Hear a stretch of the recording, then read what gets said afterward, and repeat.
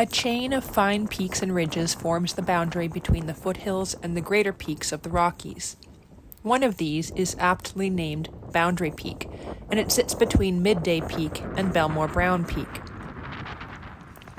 The most direct route to Boundary Peak and its ridge is via South Lusk Meadows, which can be accessed from the Powder Face Trail.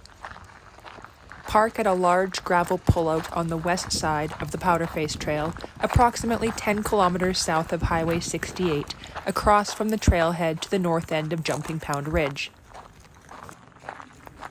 Walk northeast along the road for 100 meters and turn left onto a small track leading into the forest.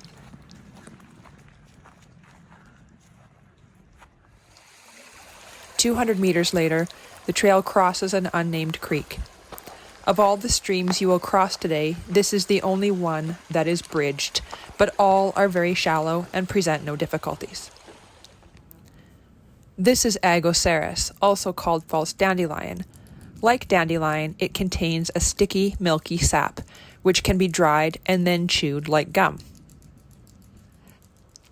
700 meters from your vehicle, watch for a narrow fork branching to the left at a log that is lying perpendicular to the main trail.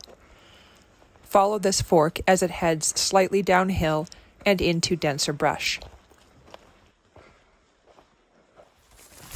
The willows are thick here, and if there has been rain in the past 24 hours, you will get soaked.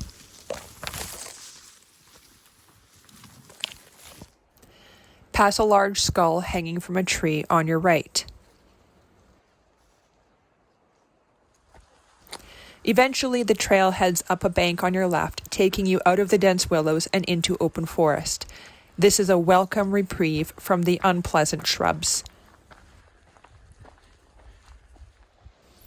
This entire trail is well blazed. Watch for these very helpful marks left on the trees by the trail makers.